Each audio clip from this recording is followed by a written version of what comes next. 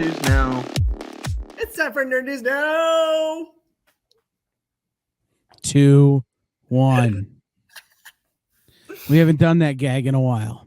We haven't. We need a brainy around for that one. It's true.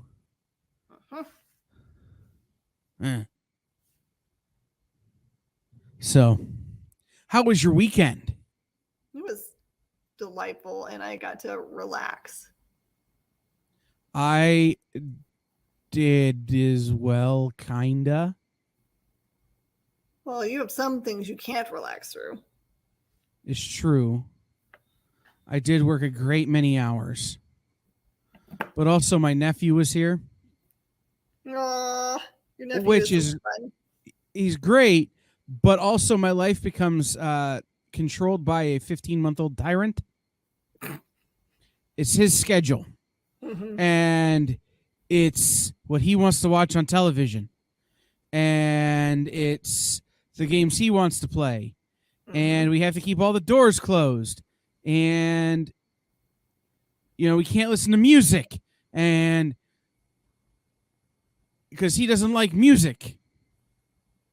Do you like music at all? No, it's like he doesn't like my music. Oh, okay. Well, He totally is good. Like, if you sing the Winnie the Pooh theme, he's happy.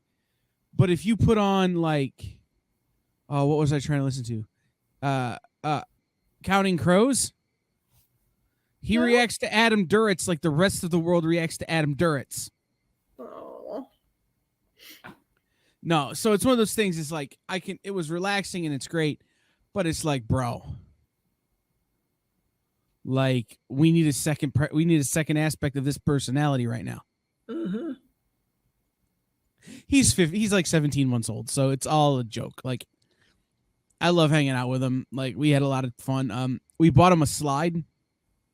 Like to slide into a pool or slide from? No, like one of those little tyke slides. You know, it's like 2 steps and then.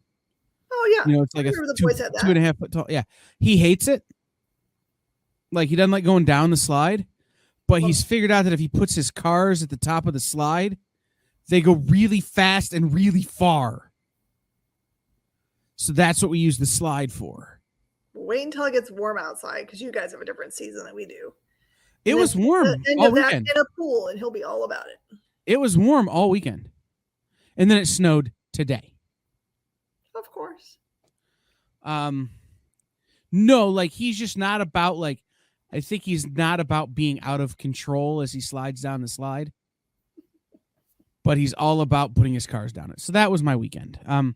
Just get my chair. I'm not disappearing. No, There's that weird sounds. and my friends who I've been helping with their tickety talk Yes. got engaged on Good Friday live on TikTok. Ah! That's awesome. Yeah, and then they promptly got banned because TikTok thought it was staged to gain more followers. And I kind of went, isn't that the point of TikTok? Why do they care? Well, and that was my argument was like, isn't that kind of the point of TikTok? So, no, it was a good weekend, but it's just hysterical to see somebody on Cloud 9 after they get engaged, and then 2 hours later, just like absolutely distraught because TikTok thinks their engagement is fake. So poopy. Yeah. They were only banned for like 13 hours. Oh, until all of their friends were like, no. Right. Until we all yelled at TikTok. Look, I found something really awesome in our new glass cases. Clinique. They were old That's like Clinique cases. expensive. So I got me a free one. Right. Clinique's not cheap. Oh, it's I mean, from I don't know Ralph. how much it costs, but like, I know it's not cheap. Oh, it's like for light brows. What am I going to do with that? I have no idea. I don't know what the difference is. I have really dark brows. So what am I going to do? I'll give it to someone with light brows. I'll find a friend with So light brows. when I do plays, right? There's a color of man makeup that I use that people always go, Kyle, why would you wear that? Mhm. It's like 6 shades darker than my actual skin. But what it does is it lines up really nicely with my beard. So I could play a character that doesn't have a beard and not shave my beard. Ah. That's the extent of what I know about makeup. I know that if I go to Walmart, I need to buy the number 7. That's what I know. I think mine's called see-through. Yeah. It's somebody told me what it was called one time. It was like deep olive or something. And I'm like, There you go. it's number 7 in the little thing. I do think it's funny how companies spend a lot of time probably thinking about what to name a thing. Like I'm sure they like, here's a bunch of options. Then they probably test it with a bunch of people. This one's called, I don't think this has a name on it, but at some point this one's called soft blonde. So that tested well with somebody, Right. as opposed to light brown. They bought a whole bunch of people a ham sandwich and gave them $20 to be in a focus test. Yep. And it's like, nah. It did that once it was a new Snickers bar version that they were testing that was more peanut buttery. I was like, nope. I used to, when I worked in radio, we would do it all the time. Like we would get that kind of stuff and they'd like have us talk about it on the air. So when they launched the white Mountain Dew, I forget the name of it now. Oh, that one's awesome. Right. We were one of the test market people. And I got this really, for doing it, I got this really sick backpack from the brand Skull Candy. Right. They make, I don't want to call them cheap. They make affordable headphones. Yeah. And they're good. They're good for what they are. But this amazing backpack that you can plug your iPod into and plug your headphones into the shoulder strap and you can control your iPod from the shoulder strap. Ooh. Like this, I still have the book bag and still use it on occasion at conventions. I just don't have an iPod anymore, but like, it was really cool. I remember doing that. That was one of the fun ones. And every year, one of the local gas stations would pay us to come and hang out and do parking lot focus group testing on new slushy flavors. Ooh, that would be the most fun ever. You can get anyone to do that. Right. Hey, man, you want to try this slushy? But when you look like me, there's a certain demographic you can't ask, which is women. Yeah, any women. Because they think you're trying to do so, and I'm like, no, I'm with the radio station. Like the Speedway is paying us to be here to ask you to try these slushy flavors. Do you want to try these slushy flavors? And they're like, no. We were just talking about this. There was somebody on the internet that was talking about that they were at the airport on Easter. Richard Davis. Someone had done something really sweet and like made, what were they handing out? It was some kind of food. Donuts. To hand out donuts. And that like all the dudes were like, yeah, thank you. And all the women were like, nah. It's true. There was like the discussion about like especially given there's lots of states now where like it's always the woman's fault no matter what in a sexual situation. So us girls got to be a little careful now. Yeah, no, it's true. But like my thing was always like, if you look like this, you can't offer anyone anything anywhere. So you kind of look like a teddy bear. It's true. But I was younger. It was a thing. Sorry, I'm doing weird stuff over here. I'm picking a sticker off my counter. What you have to do is you have to get Goo Gone and just let it sit and then hit it with a razor blade. Yeah, except for this one's one of those, like, find us on Google stickers, which are horrible. Oh, yeah, those will never come up. Those are awful. I mean, not that the having it is bad because it's really cool, but the peeling it off of things that you did not intend to have them on there, they really want this to stay there forever. Which is fine unless you change businesses in a section. It's the wrong business. So we had some big news for us this week. Yes, we did. Some nerdy news. Mm-hmm. The Experience has reached yet another milestone, which, as it turns out, is making my life a little harder in the short term. Oh, I'm Uh, sorry. well, no, just because the filling out and setting up of all of the paperwork and things to start Mhm. to take advantage of that benchmark, not a short process. This they're really making sure that are you sure you want to do That's this step, well, what they're really trying to do is make sure I'm a person. not a bot. Right. And so, like, the amount of captchas I've had to fill out in the last 2 days. And they're always like, here's a photo of a motorcycle. Yes. Pick all of the ones with stairs.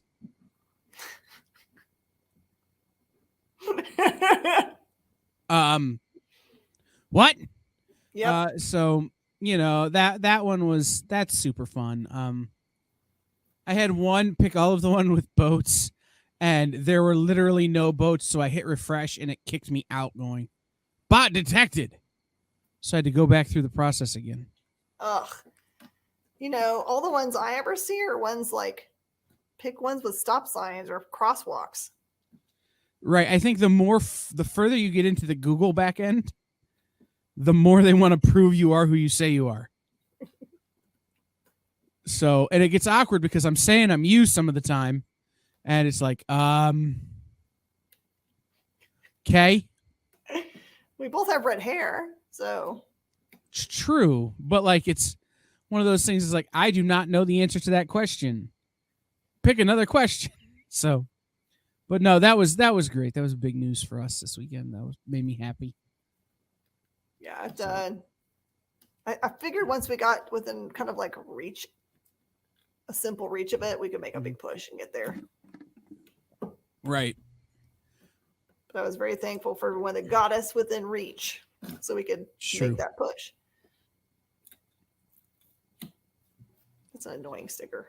So, just in, and Brainy's not here to talk about it. They have given Doctor Who star Jodie Whittaker's replacement may be revealed sooner than expected. Whittaker's time as the Doctor is coming to an end on the BBC. The 14th Doctor will be revealed in the coming weeks, though a specific date was not provided. It is also revealed that 2 former Doctor Who companions, Tegan and Ace, will return for the final episodes of the 13th Doctor. Okay. It's Janet Fielding, who was the companion Tegan from 1981 to 84 for the 4th and 5th Doctor, played by Tom Baker and Peter Davidson. Will be back, as well as Sophie Aldred, who played Ace from 87 to 89 with Sylvester McCoy, will be back. So we're getting some classic Doctor Who. Well, there's got to be a storyline that's a reason why those are coming back, right? Well, I mean, time and relative dimension in space. Like, she could just be picking them up later. Like, I don't know. I'm not. That's why Brainy needs to be here for the Doctor Who talk, because he's caught up and I am not. I'm getting there, but I have like 2 seasons to watch. Oh wow! Right. So, that was a thing. The Batmans is on HBO Max, and it crashed their servers. I believe it, because everybody I know was talking about they were watching it, but especially people that hadn't seen it yet. Mm-hmm. And they were like, or people that are watching it again, they were saying that the picture quality at their house was somehow better than at the movie theater. So maybe their movie theater just had it too dark or something. Well, and at the house, you could turn up the brightness on your television. Mm-hmm. So, you know, I think being able to rewatch it in the comfort of your own pajamas is certainly going to be a benefit to that film. Oh yeah, you're right. See what other news has happened, because I want to dance around the big news. I should have looked before, so I haven't got to look at my emails at all today, and that's usually where they come in. Yeah, I mean, I'm so like, remember, I won't be here next week, the internet. So you got to hope Brainy's over whatever he's doing, or it's just Miss Jen next week. I've been working on other things, so like, I have not really been truly paying attention either. Um. Oh, here's a good one. Exploding Kittens I just saw that. is becoming a Netflix show and a game. Have you taken advantage of any of the wonderful mobile games that Netflix has put out now? No. They're great games that if you bought them from the App Store, they'd be loaded down with so many microtransactions and stuff it'd make you crazy. But because they come with your Netflix subscription, no microtransactions. Oh. So, like, you can just enjoy them. yes. I have one that's Domino's that I love. There are some other really good ones. But I'm excited to get Exploding Kittens as a Netflix game, mobile game. I am not all about the idea of it being a series. Only because, like, what's going to happen? Like, what story is there to tell there? Or is it going to be like an all ages kind of family fun series like a Shrek? I don't know. They're going to have to, I mean, like, to me, I understand how the game plays. I don't see a lot of storytelling there. Right. It's not like Simon's Cat. I could see Simon's Cat being a thing, which is another game. But I can remember this game coming out on Kickstarter. I can remember the very first boxes coming in. Oh, yeah. Brilliant. I mean, I've been at gaming conventions and we've partied with these guys. And when I say partied, I don't know if you've ever been to a gaming convention where you party, but it's literally sitting around a hotel bar playing games and not drinking because you don't want to get anything on your game. I can see that. Yeah, it's a real different kind of partying. But we've hung out with the guys from Exploding Kittens and the guys from Cyanide and Happiness who have Joking Hazard and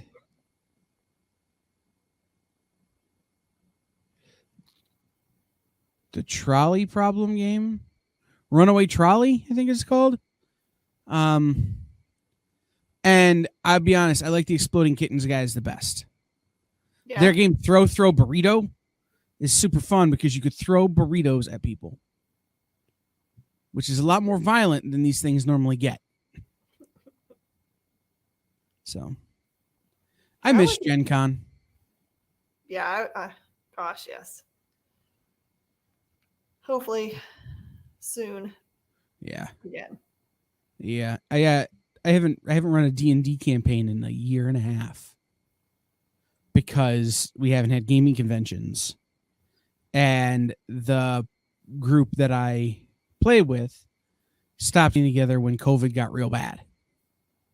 So it's like, well, I'm just, I miss it. Yeah. In another Netflix first, Netflix's Hard Sell, which is a mockumentary style series, has gotten the worst critic score rating possible on Rotten Tomatoes. Dude, that's harsh. The show, which was created and stars Catherine Tate, Doctor Who alumni, stands at a critical score of 0%, with multiple reviews pointing to Hard Cell's characters, humor, and mockumentary format as its weakest aspects. It's performing better with audiences, though, where it has earned a 79%.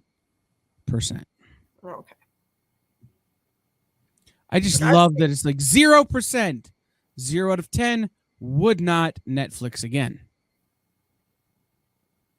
So is this all based on like the thumbs up or thumbs down part of Netflix? No, like this is Rotten Tomatoes scores. So this is people watching it and they're reviewing it on RT and being like, no, we good. I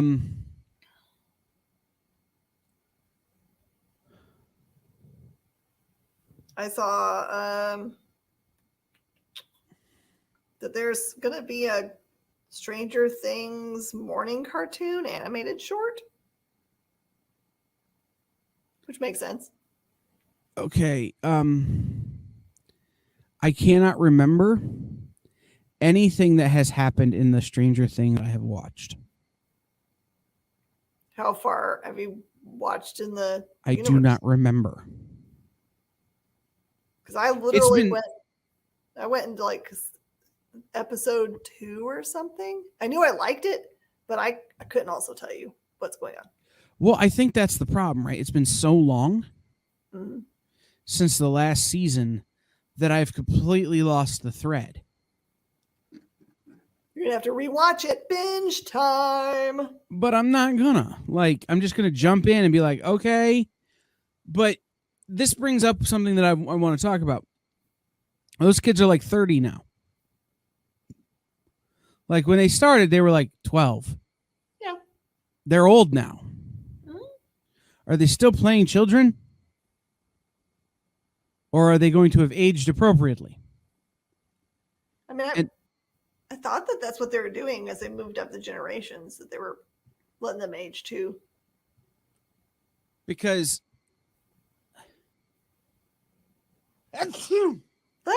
Justin, edit that part out. No, but like that was one of the things with Harry Potter, right? Like, I can remember people complaining about how the kids in Harry Potter are in their mid-20s playing 15.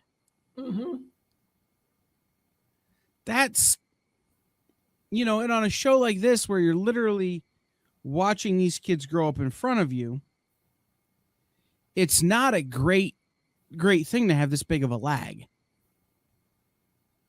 So what are your expectations in that regard? I mean, there are some people that age better than others. Like they can play younger longer. And there's some people that like 15-year-olds that look like they're 20. So got to play to your strengths, I guess. Right. I mean, I was one of those 15-year-olds who look like they're in their mid-50s. So, no, I get that. Like I said, it's one of those. I just wondered what people's expectations are, right? Because, like, and those kids are different than they were when they started. Like, Millie Bobby Brown is a huge star. That means she's going to make acting choices that are different because she's a different person. So how much can a character change over the course of, there's been like a 3.5 year hiatus. Right. Or, how much is acceptable, and then how will people react? So I always wondered I kind of wondered what people's thoughts were on that. In terms of a show I'm excited about, the official Twitter for Netflix's adaptation of Sandman has posted a tantalizing in-character remark, which may hint at a future announcement. Ooh. For the first time since October 2021, the official Twitter for Netflix's TV adaptation, The Sandman, has updated. Which, by the way, props on Sandman Twitter for like doing what I do on Twitter and just never posting, and then posting once in a while, and people will be like, "Hey, you're on Twitter," and I'll be like, "Not really. I just couldn't find a better format for the joke I wanted to make." Yeah, it's like Rich Woodall today. I went to go and do some research. I looked at his Twitter account. He hasn't posted since 2020. Right. Like, I can't tell you the last time I tweeted. I think Twitter is a terrible, terrible hellscape that people should stay away from as much as possible. However, everybody should go follow the Sandman Twitter account because it posted the new tweet, "Hello, humans. Has your sleep been troubled in my absence?" Oh, perfect. And I'm just like, I can hear it in James McAvoy's voice from the audiobooks. And it's like so good. Even though he's played by someone called Tom Sturridge, Dream or Morpheus in the show is, it's a tweet from that voice, which I like. A full trailer has not yet dropped and no release date has been announced at this time, although it's expected to premiere sometime this year. Fans have bombarded Neil Gaiman's social media with questions about the show's trailer with no response. Okay, can I tell you a thing? Okay, tell the thing. I'm friends with Neil Gaiman on Facebook. Oh, that's awesome, dude. Like, and it's not like his Neil Neil Gaiman, the creator Mhm. account. It's like his actual kind of on the DL account. Mm-hmm. And it's because I'm friends with his ex-wife. Oh, okay. And so it was one of those things is like 1 degree of separation, like we've met a couple of times that way. And he posted the other day, he goes, there's nothing quite as rewarding as, what did he say? There's nothing quite as rewarding as having fans bombast your social media accounts because they're so passionate about a character you created and you just sitting silently watching them stew. Like, Yeah. Yeah. He loves the fact that people are amped up for this show, and he loves the fact that he can just troll us relentlessly. And it's like, I dare not ask him on that account because I don't want to be unfriended by Neil Gaiman. You don't have to be like, who's this guy? Right. Oh, that's just some fan who somehow got in here. And I'd be like, no, like I worked with Amanda, like we've met, like it's a thing, like no, not worth it. So I suppose it's time to talk about the big trailer.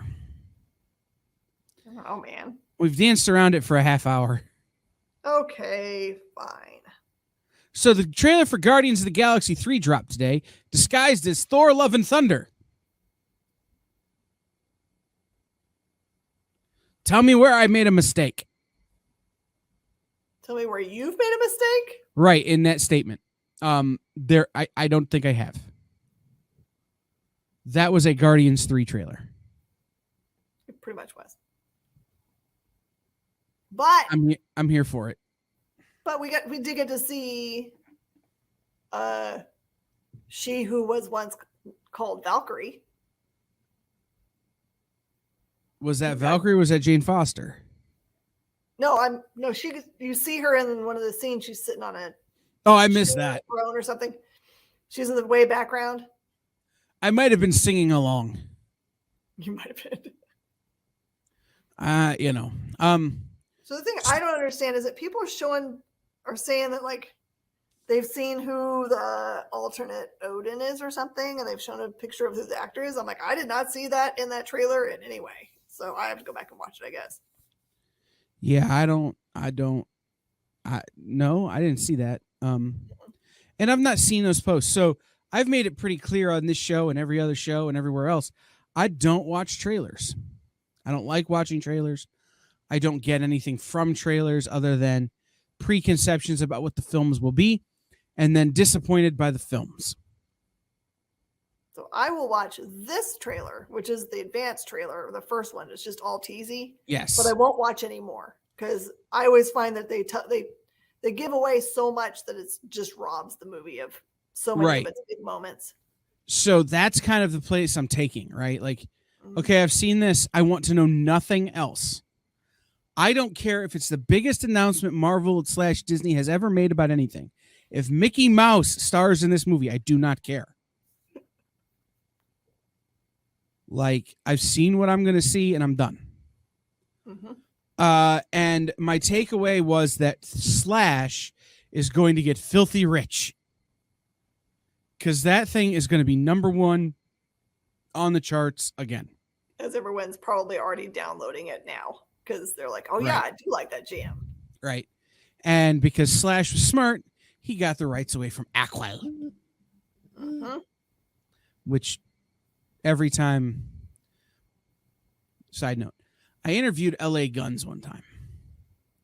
The band that the Axl Rose part of Guns N' Roses came from. Okay. And I go, so what's it like being the guys who are responsible for Axl Rose and the fact that he can never put a record out in a timely manner? And they go, is that a Beverly Hills Cop reference? And I go, yes. And the rest of the interview was like gold. It was the perfect interview because I made a joke about, Axel Foley in that scene where he's in the art gallery with the guy who was Balfi in Perfect Strangers. Mm-hmm. Can't think of his name. Bronson Pinchot. Yeah. Man, I miss that guy. It was one of the highlights of my radio career. That's one of the few things I miss. Like, I miss having that audio check. Anyway. Do you think that Bronson Pinchot is Andy Pootie's dad? Danny Pootie? Danny Pootie, sorry. No. But they look a lot alike. Well, and I know that Danny Pootie's dad is like Indian and his mom is Polish or vice versa. Mm-hmm. And Bronson Pinchot is American. American, okay. He was born in New York. Not even actually French. He has a very French name. Right. He is currently not doing anything. Seems like. He last starred in a reality series called The Bronson Pinchot Project. Oh, he's on Chilling Adventures of Sabrina. Oh, okay. Excellent. Mm-hmm. But he was on the Bronson. The last thing I saw was the Bronson Pinchot Project on DIY.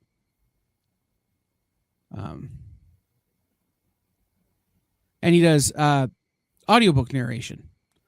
That's a thing I didn't know.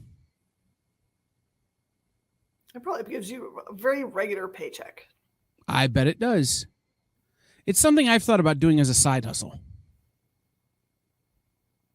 I'm getting really good at reading the backs of books. Right. So, who knows? But, yeah. That was our Bronson Pinchot deep dive. Anyhow, back to Thor, Love and Thunder. I do think they've made a mistake, and I don't know for sure that it's a permanent mistake or if it's just something they haven't revealed in the trailer. Okay. Why are they not using the song Thunderstruck? But they could have got a band to parody it as Thunder Love or something. But they already used that for Iron Man. Which means they already have the licensing. It's true. But then everyone would say, you already used that for Iron Man. That's Iron Man's theme song. He's the fun bee, not the humdrum bee. It's true. I don't know. Interesting. So with Love and Thunder, having read, and did you read the Jason Aaron Thor run with Lady Thor? Yes, I know why she becomes Thor. Right. So coming out of Original Sin into that run of Thor with her as Thor, if you were going to be the person writing this movie, what are some storylines that you would like to see portrayed in the movie? I mean, I hope they don't do. I know it's a kind of a downer, and it wouldn't really fit necessarily in the mood and tone they're trying to show in this movie. But I hope they don't just throw away the whole cancer storyline, because that made what she was doing mean something. No lie, that was what I was going to say. Yay! I hope they kill her. Like, I hope they they do that whole slow kind of cancer. Yep. The longer you do this, the worse it is kind of thing. So that when Thor picks the hammer back up and picks back up the mantle, it means something for him, but it also means something for her. Right.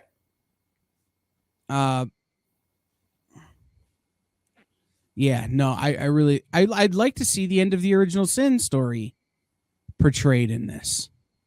Oh, where he just like loses the. Right, he's like, I can't lift this anymore. Right. Where it's all Nick Fury's fault. I was going to say, we got to have Nick Fury back then. I can get behind that. Mm-hmm. Spoilers, if you've not read Original Sin, you probably should. It was fantastic. Yeah. There are so many good storylines they can still tackle. I'm happy to see that they're going to do Secret Invasion, because that's kind of where Captain Marvel was headed.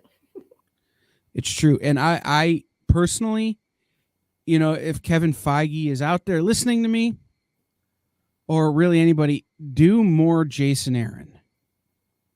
Yeah. Don't just jump to Donny Cates because you can. Or don't just, don't lean too heavy into Nick Spencer, even though I'm fine with that too. Like, tell as many Jason Aaron stories as you can, because in my opinion, has the strongest grasp on the cinematicness of the Marvel Universe of any of their writing staff. Well, if you need to wait, because if you lean too heavily into Nick Spencer, then you get to Secret Empire, which is an amazing storyline. But we need to have another beat away from Hydra, although they have already introduced Madam Hydra. It's true. I thought that coming out of Endgame, that was directly where they were heading. But the advantage to Loki is that you could literally just shift timelines and spend some time somewhere else for a while. Yeah.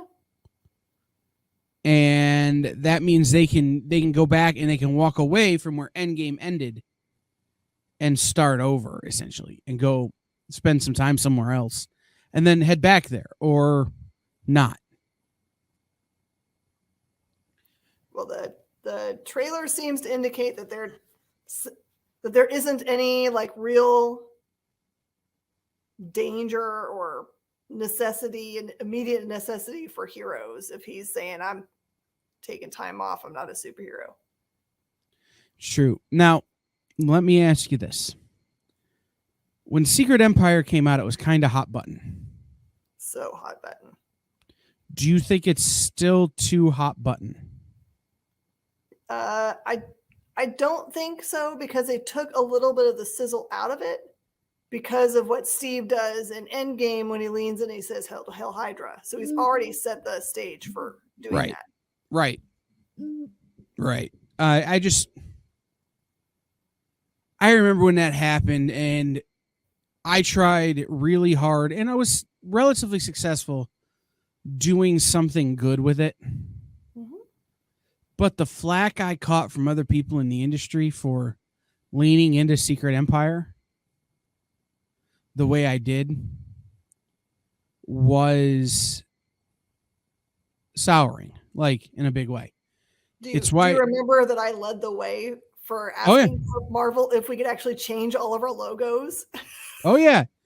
No, like, I was inspired by you, but then I had other people who, what we did around here was, you go to the grocery store and they have the balloons for Children's Miracle Network or whatever taped up at the grocery store. We did that with another store here in town where we were S.H.I.E.L.D. and they were Hydra. And people could donate $1 and they could write their name on this thing, and we'd stick it on our wall, and all of the money went to the local children's hospital. Brilliant. And at the end of the thing, we wound up donating like $2,500 to the children's hospital. But the people in the industry, some big names who were, I can't believe you're leaning into this. I can't believe you're giving Marvel all of this free publicity. I can't believe you're doing this, that, or the other. Was part of the reason I never did anything like it after. Like, it was like, oh, got it. Those people were just sour because they didn't think of it first. You know it's true. But, like, that was the first time I put on one of those groups, I can't believe how much this industry likes to eat its young. And there are still people who I don't talk to and won't talk to me because of it. But I think it's time to tell that story. I think where our society is right now, having a story where, hey, look, even though you think this is not a redeeming thing, this person has redeeming qualities. And actually, you might not know the whole story. Would be really smart. So I especially want them to tell the issue number 2 storyline Yes. so badly. God, I sold so many copies of issue number 2. It's like if anyone listening has never read Captain America number 2 from that run, which goes back and tells the Steve Rogers origin story for why he is the way he is, it's just like some of the best writing ever. Mm-hmm. It absolutely is. So, all right, Thor: Love and Thunder trailer is out. I'd be interested to hear other people's thoughts on it. Okay, so new books this week. I'm gonna pull mine up because I left my list way over there somewhere. Something I want to point out. There are 4 Classics Illustrated supposedly being released this week. Oh. Don Quixote. 3 Famous Mysteries, which those are always the best, is when they tell 3 short stories. So one is Arthur Conan Doyle, one is Edgar Allan Poe, and one is Guy du. I can never say his last name. Maupassant. That sounds right. So it's The Sign of the Four, The Flayed Hand, and Murders in the Rue Morgue. So Sign of the Four is the Sherlock Holmes Conan Doyle story, Maupassant's The Flayed Hand, and Poe's Murders in the Rue Morgue. So I always like the ones where they tell 3 stories instead of just one, but also they have Arabian Nights and A Connecticut Yankee in King Arthur's Court by Mark Twain. Those have been like forever and ever since they started making those, have been such a smart thing for them to do, because it's an easy way for young people to have access to, like, some of those books are really tough reads. Oh, yeah. Well, Murders in the Rue Morgue is not an easy read. I know because I have to for my other job. But yeah, no, it's not an easy read. I will say this, one of my prized possessions in my collection, and I say that only because of what it is and the fact that they'll never reprint it. It's a first printing of a Classics Illustrated that has never been reprinted. They've reprinted everything except for this one. And that's because when it came out, you could say the word that was on the cover, and very soon after, you couldn't say that word anymore. Yeah.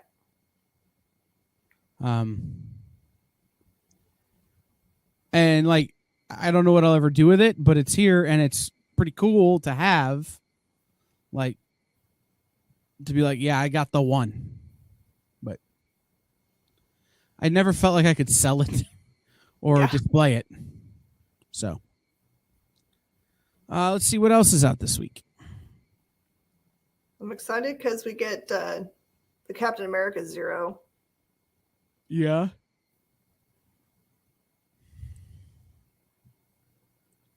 Yeah, we get Norman Zola back. Yeah. I tried to get you somebody from that book for your show today, but I couldn't. I thought that might have been a tough one. Well, I emailed Jackson Lansing, and he got back to me and just said he wasn't available. Okay. But close. Like, I'll take it. Acknowledgement. Right. I have a bunch of trade paperbacks and hardcovers on my list this week. Okay. So I'm going to filter those out. We'll go back and forth. You say something you like, and then I'll do one of mine then. How's that? Yep. How about Corollary #1 from Source Point Press? Oh, yeah. I do have to say one thing. I'm direct with Source Point and with Scout. And because of the paper nonsense, the bulk of the books that are coming from the publishers or for the printers are going straight to the big, the big distributors. Mm-hmm. So those are actually going out. But the stuff that's going back to the publishers for them to send direct is taking forever. So everyone else is getting their books before me for the first time. That I was so used to having mine first. I was so Yeah. spoiled. I know that that's been a point of contention for some of them. Yeah, because Red 5 is the same way. Red 5 still does not have their own 78 mile per hour. Right. They don't have. What's next on your list? Hulk number 6, in which you get a problem with Starship Hulk being taken over by something else. And that's a big old ship, so I don't know what they're going to do now. Yeah, I'm digging the Hulk run right now. For me, next is John Carter of Mars. It's a new look for John Carter. It's not so Warlord of Marsy, and it's definitely not so Deja Thorisy. It almost, the art that I've seen almost has more of a manga feel.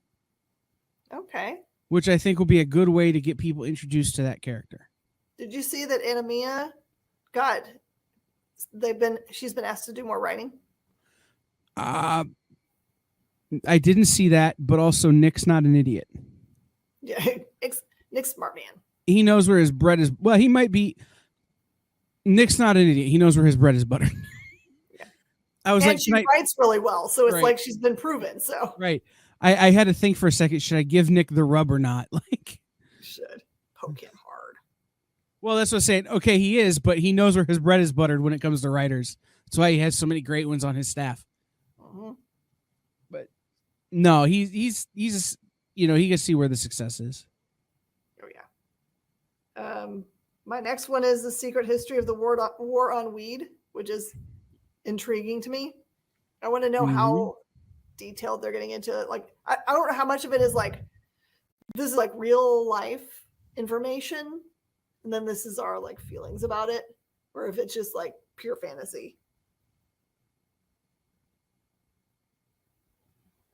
I just love the solicitation. Have you read it? Yes. Recently? Brian Posehn, Jerry Duggan, and Scott Koblish reform Voltron, metaphorically only, from their days on Deadpool, also not appearing, to tell the true story and lost chapter of our nation's sad, failed war on drugs. The year is 1985. The First Lady decides to crush Northern California cannabis farmers and deploys the biggest tool in the armed forces, Scotch McTiernan. Collectible first of many hilarious appearances. If it weeds, we can kill it. Scotch puts his boots on the ground in Humboldt and does what he does best. But what happens when he gets high for the first time? This one shot has it all. Laughs, tears, heart, action, plus an activity page. A portion of the proceeds from this comic will be donated to organizations dedicated to helping the casualties of America's immoral drug war. If there is not somebody out there that does not have a scratch and sniff for their store variant, then I don't know what's going on. Oh, come on. That's genius. I don't see any store variants.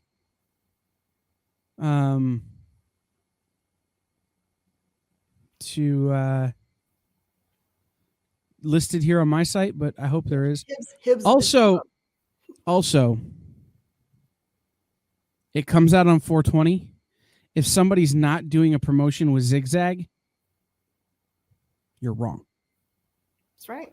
Like 420 or with brownie, like you're not selling brownies with every purchase of this book. You don't have the Girl Scouts coming and sitting out front and selling cookies. Right. You have made a terrible, terrible mistake. Of course, I'm in a state that still is illegal, so it's different for us. But come on, Portland. Well, and the fact that I don't know that anybody is doing anything with Cheech and Chong. Right? Like, Tommy Chong does Comic-Cons now. Like, come on. So there is another, it's Tim Fuller written from Source Point Press, Sham Comics. With art by Bob Powell, Wayne Reed, Doug Wildey, Jack Kirby, and Jay Gee. Rewritten by Tim Fuller. Weird tales of magic and mayhem from the past, present, and future. This is one of those things where the art has become public domain. and they're rewriting it and packaging it. Brought to you by the fine folks at Antioxidal, the all-natural breakfast detergent, Dane Cook's used jokes, and Mickey Mantle's old baseballs.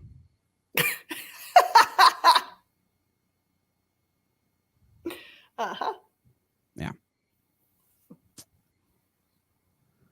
All right. I don't know what's going to happen with this cover, but I just figure it's going to be iconic forever. The Star Trek Ferengi one-shot that has Future is female on the front cover. Yeah. There's going to be a number of people who are going to hate that. Don't hate on us. We're pretty cool. But the RI is insane. Like, I don't know who did that. Alexandra Beguez is a really cool art. The retailer incentive is really cool. Mm-hmm. Teenage Mutant Ninja Turtles, the Armageddon game pregame #1. It's a Tom Waltz story. The Turtles event of the year incoming. Catch up on all the essential backstory of this special edition reprinting. TMNT Annuals 20 and 21. The Rat King's diabolical plan, and its even more fiendish players are all assembled right here. Nice. So this is old content, but it's essential that you read it like this to understand what's coming in the Armageddon game.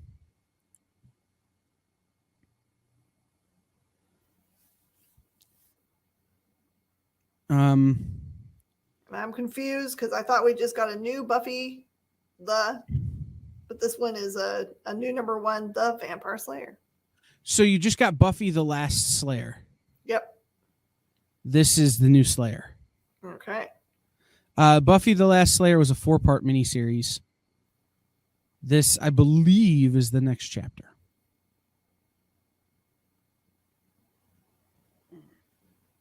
Well, that'll be good. Yeah. So for me, there is more Sandman trade paperbacks. And once again, I've ordered both covers. This is book 2.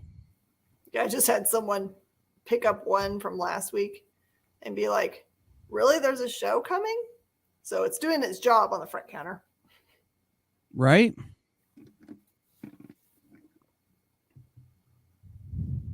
I have a few more trades.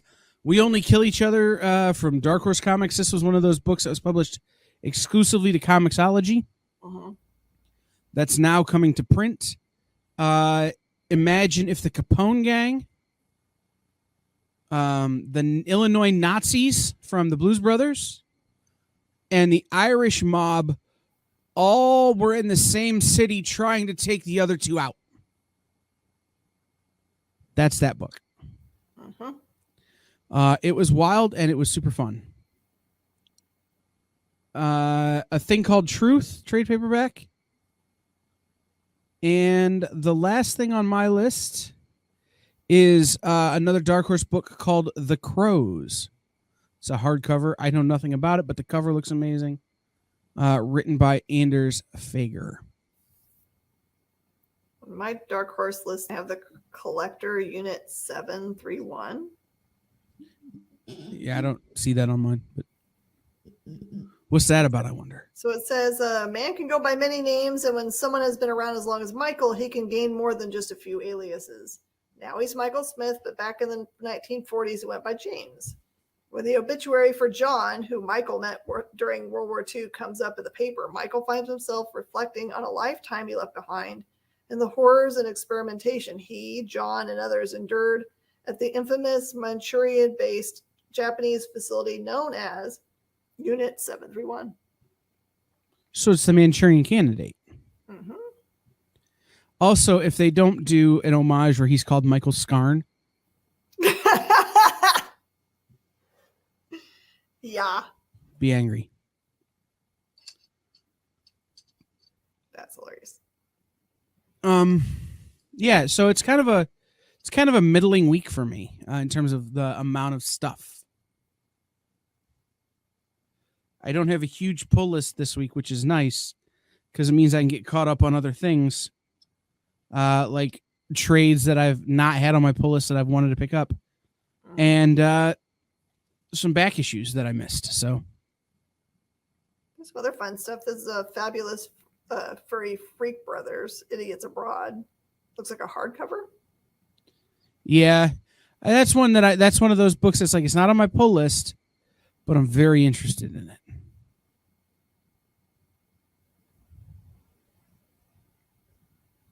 Uh-oh. What happened? There's a really cute Entertainment Earth sparkly. No. So cute. Ohana means rock and roll. That is exactly it. Yeah, it is. Honestly, it's kind of a lighter release week. And then the FOC was a little bit light in the FOC, and everyone was thinking that it was really like almost no books that Marvel was soliciting. But I believe that we had a really heavy order week recently from them. And I think that's probably just like books that we were pre-ordering early enough to make sure that we had enough of them and that they're actually going to be equally releasing. We just didn't look at what the release date was for them. We just assume that the FOC date is the exact same for everything for every week. Right. That's always so confusing though. Like, makes it tough. Mm-hmm. The FOC date not being correct, at least. So,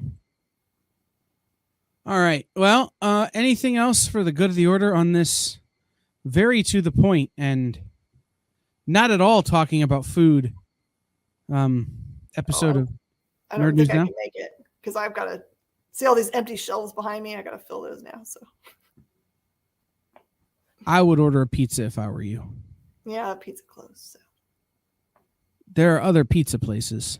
I'm gonna go home and eat cheese and crackers at midnight. That's what's gonna happen. I was lucky I had Jay running things tonight, so I was able to like go get dinner, Hey, which was super weird because I'm eating on a Monday. Something is wrong. So I got a cheeseburger from Applebee's. ooh, fancy. Do you have healthy French fries or unhealthy salad? I had just the cheeseburger. Oh, Because then I stopped at the ice cream store. what kind? What kind? Cookie dough. Yummy. Yeah. I had a real good report at a doctor today, so I was treating myself. Oh, I'm glad to hear that. Yes. So, I will be not here next week. So hopefully Brainy is back, so Miss Jen has someone to talk to, and not just to herself. Although I'm sure she could do it. Done it before. It's true. Thank you for watching Nerd News Now, part of the Kingdom of Geekdom on Woodlands Online, sponsored by the Adventure Begins Comics and Games and Space Cadets Collection. Check out our other shows on Woodlands Online, like Weekly Fallout Sports Talk. I'm excited to hear what they had to say about this weekend's USFL debut. The Adventure Begins show, For Reels, The Best You, Between the Trees Business Talk, and much more. You can watch all of these on Woodlands Online and on our partner station, KVQT HD21 over the air if you're right geographically. Doesn't come in where I live. But all of these shows and more are available on Roku right now. Just search and add Woodlands Online TV to your streaming lineup. Now you can listen to our podcast versions of these shows on Spotify, iTunes, iHeartRadio, Stitcher, Google Podcasts, and Amazon. For whatever reason, my jaw is tired now. Oh, no. That's a new development. For Miss Jen and Brainy, who's not here, and Justin in the background, and the millions of people watching at home, I've been Kyle, and this has been Nerd News Now.